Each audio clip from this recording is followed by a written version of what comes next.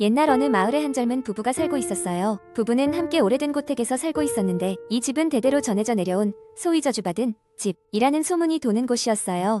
그러나 부부는 그런 미신 따위는 믿지 않았고 단지 매력적인 저택에서의 삶으로 들떠 있었지요. 이 집은 많은 방과 복도를 가지고 있어 마치 미로 같았습니다. 게다가 집안은 오래된 나무로 만들어져 있어서 조금만 움직여도 삐걱거리는 소리가 났어요. 부부는 첫날 밤 침대에 누워 설렘과 약간의 두려움 속에 잠이 들었습니다. 밤이 깊어갈수록 이상한 일들이 벌어지기 시작했습니다. 여자는 갑작스럽게 추위를 느꼈습니다. 아무리 담요를 덮어도 소용이 없었지요. 그녀는 주위를 둘러보며 이상한 발소리가 들리는 것을 깨달았습니다. 처음에는 자신의 남편이 화장실에 가는 줄 알았죠. 그런데 고개를 돌려보니 남편은 여전히 곤히 잠들어 있었습니다. 발소리는 복도 쪽에서 다가와 점점 더 가까워졌어요. 여자는 숨을 죽이고 조심스럽게 침대 옆으로 몸을 돌렸습니다. 그 순간 방문 틈 사이로 그림자가 살짝 지나가는 것이 보였습니다. 그녀는 두려움에 몸이 굳었고 동시에 손끝이 차가워지는 걸 느꼈습니다. 그저 누워서 아무 일도 없기를 기도할 뿐이었지요. 하지만 이야기는 여기서 끝나지 않았습니다. 날이 밝아오자 매일 아침 집안 여기저기에 이상한 흔적이 남았습니다. 때로는 그림이 떨어져 있기도 했고 간혹 부엌의 그릇들이 예사롭지 않은 자리에 놓여 있었습니다. 부부는 처음엔 서로에게 나무랐지만 곧 서로의 행동이 아님을 알게 되었습니다. 하루는 남편이 대청소를 하기 위해 다락방에 올라갔습니다. 저택의 다락방은 그들이 오기 전부터 수십 년 동안 아무도 들어오지 않은 듯 먼지와 거미줄로 가득했습니다. 그러나 그곳 구석에서 남편은 무언가 웅크린 형체를 발견했어요. 그것은 사람 모양의 마네킹이었습니다. 남편은 이 마네킹을 친구들에게 보여주려 했습니다. 그런데 가장 친한 친구는 집에 오자마자 그 마네킹을 보자마자 얼굴이 창백해지며 한마디도 하지 못했습니다. 그리고는 이내 부부를 따로 불러서는 심각한 얼굴로 말했습니다. 이 마네킹, 전에 이 집에 살던 사람을 닮았어. 그는 실종됐었지. 그런데 지금 보니 이 집 이야기 들으면 너희 이사 갈 거야.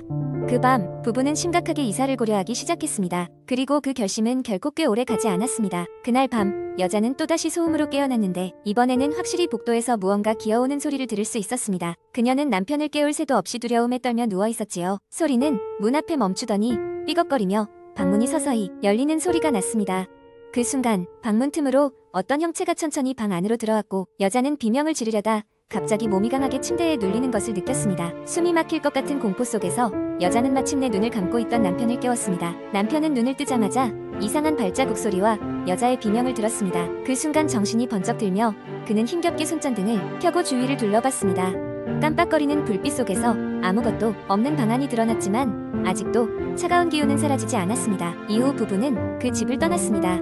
마지막으로 집을 나오면서 복도를 지나칠 때 그들은 서로 눈을 마주쳤고 알 수 없는 두려움을 나누었습니다. 그리고 복도 끝에서 그들은 누군가의 발자국 소리가 여전히 따라오고 있다는 느낌을 지울 수 없었습니다. 부부는 이후로 그 집을 다시 찾지 않았고 마을 주민들도 그 이야기를 되풀이하며 새로운 가족들에게 경고를 줄 뿐이었습니다. 그 집은 여전히 그 자리에서 아무도 살지 않는 고요한 상태를 유지하고 있다고 합니다. 이 이야기는 그렇게 인터넷을 통해 퍼져나가며 사람들에게 공포를 안겨주었습니다. 두 번째 이야기, 어느 늦은 밤 서울의 한 외곽에 위치한 작은 아파트 단지에 사는 지민은 피로에 지친 몸을 이끌고 집으로 돌아왔다. 그녀는 하루 종일 회사에서 밀린 업무를 처리하느라 힘든 하루를 보냈고 집에 돌아와서 쉴 생각에 마음이 들떠 있었다. 작은 원룸형 아파트에 도착한 지민은 간단히 샤워를 하고 저녁 식사 대용으로 컵라면을 끓여 먹기 시작했다.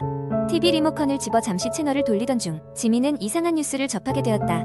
최근 서울 일대에서 혼자 사는 여성들을 대상으로 한 연쇄 괴담 사건이 발생하고 있습니다. 피해자들은 하나같이 새벽 시간에 동네 주변에서 이상한 그림자나 발소리를 들었다고 전했습니다. 경찰은 아직까지 구체적인 용의자를 파악하지 못한 상태입니다.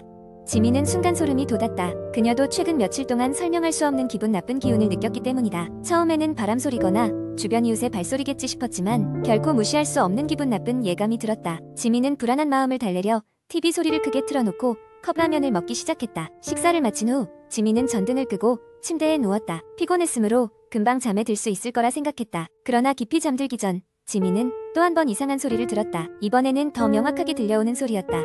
마치 아파트 복도를 누군가 분주하게 걷고 있는 듯한 발소리였다. 설마 그냥 옆집 사람이겠지. 지민은 스스로를 그렇게 달래려고 했지만 불안감은 쉽게 사라지지 않았다. 시계를 보니 새벽 2시였다. 너무 늦은 시간이라 누군가 복도에 있을 이유가 없었다. 방 안의 공기는 마치 얼음처럼 차가워졌다. 지민은 조심스럽게 침대에서 일어나 이어플러그를 꼽은 후 문에 귀를 대고 다시 한번 주의를 기울였다. 이번에는 발소리가 점점 문 가까이 다가오는 듯한 기분이 들었다. 그녀의 심장은 점점 빨리 뛰었고 숨이 막힐 듯했다. 침착해야 한다고 느낀 지민은 최대한 소리를 내지 않으려고 애쓰며 발걸음을 조심스럽게 옮겨 문을 잠그고 체인을 걸었다. 그 순간 갑작스럽게 초인종이 울리기 시작했다. 갑작스러운 소리에 지민은 몸이 얼어붙었다. 우울한 정적이 방 안을 가득 메웠다. 초인종은 떼지어 울렸고 그녀는 도저히 누를 수 없는 공포감에 휩싸여 아무 움직임도 취할 수 없었다. 마침내 초인종 소리가 멈추고 그녀는 머릿속에서 무수한 생각들이 번쩍였다. 경찰에 신고해야 할지 아니면 그냥 무시하고 침대에서 계속 기다려야 할지 망설이다가 대담한 결심을 하고 경찰에 전화하기로 했다. 전화를 걸어 경찰에게 상황을 설명하던 중 문을 두드리는 소리가 들렸다. 이건 단순한 노크가 아니었다. 마치 문을 부수려는 듯한 거친 강타였다. 지민은 어떻게든 두려움을 억누르고 경찰과 통화를 이어갔다. 제발 빨리 와주세요. 누가 제 문 앞에 있어요. 다행히 경찰은 그녀의 주소를 확인한 뒤 곧 도착하겠다는 대답을 남겼다. 지민은 그녀가 할 수 있는 것은 없음에도 불구하고 속으로 계속해서 기도했다. 몇 분 후 밖에서 경찰차 사이렌 소리가 들려왔고 문 앞의 소음은 멈췄다. 경찰이 오고 있었다. 지민은 다시 숨을 쉴 수 있었다. 경찰은 현장을 조사했으나 수상한 흔적은 발견되지 않았다. 지민은 흥분된 마음을 가라앉히고 깊은 한숨을 내쉬었다. 그날 이후로 지민은 매일 밤 문을 잠그고 체인을 거는 것을 결코 잊지 않았다. 하지만 그녀는 여전히 밤이면 이상한 발소리가 들리곤 했고 그날의 일이 결코 잊혀지지 않았다. 그녀는 그것이 단순한 우연이었기를 아니면 피곤에 지친 자신의 상상이었기를 간절히 바랐다. 그럼에도 불구하고 그날의 경험은 그녀의 머릿속에 깊은 상처로 남아 그녀가 쉽게 눈을 감지 못하게 했다. 세 번째 이야기. 어느 날 나는 인터넷 서핑을 하다가 우연히 한 공포 게시물을 발견했다. 제목은 잊혀진 기숙사 방의 비밀이었다. 호기심에 이끌려 나는 그 게시물을 클릭했다. 게시물의 내용은 다음과 같았다.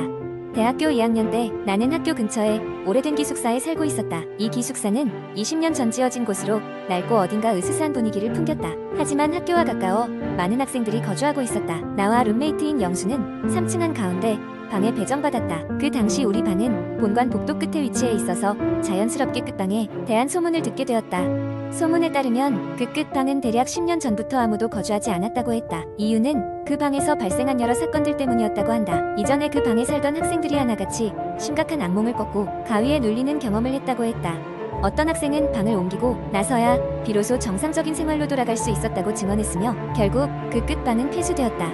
영수와 나는 그저 재미있는 괴담이라며 웃어넘겼다. 하지만 이후 며칠 밤 동안 이상한 일이 벌어지기 시작했다. 우리 방에 알 수 없는 냉기가 흐르기 시작했고 밤이면 문 밖에서 누군가 속삭이는 듯한 소리가 들려왔다. 처음에는 바람 소리라고 생각했지만 소리는 점점 또렷해졌고 마치 열어줘, 들어가게 해줘 라는 말을 반복하는 것 같았다. 불안해진 우리는 기숙사 관리인에게 이 사실을 알리기로 했다. 관리인은 예상외로 진지하게 우리 이야기를 들으며 예전에 그 끝방에서 일어난 사건들에 대해 이야기를 해주었다. 그 방에는 한 여학생이 살았다고 한다. 평소 조용했던 그녀는 어느 날 갑자기 실종되었고 며칠 후 방 안에서 싸늘한 시체로 발견되었다. 이후 그 방은 멀쩡하다가 더 이상 사용할 수 없는 방이 되어버렸다고 했다. 관리인은 우리에게 그 방의 열쇠를 보여주며 꼭 자정에 그 방을 열지 말 것을 당부했다. 그의 경고에 겁을 먹은 우리는 그 후로 조심스럽게 생활했다.